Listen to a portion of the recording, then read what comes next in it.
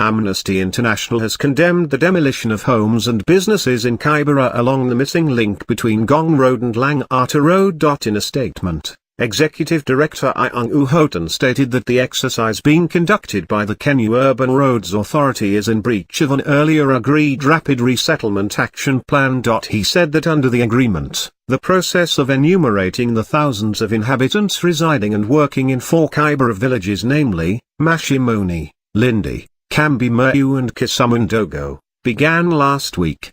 The demolitions and forced evictions betray the agreement reached by the Kenya Urban Roads Authority, the Kenya National Human Rights Commission and the National Lands Commission to undertake a Rapid Resettlement Action Plan (RAP), he said.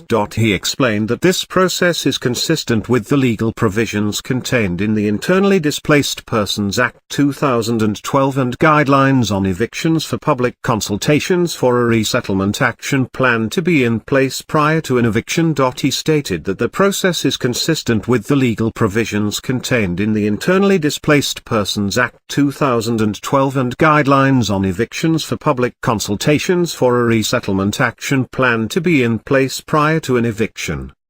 The goal of adequate and dignified housing cannot be met by stripping the 30,000 inhabitants of the only housing, shops, clinics and schools they have.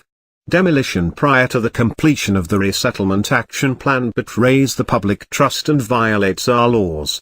These forced must be halted.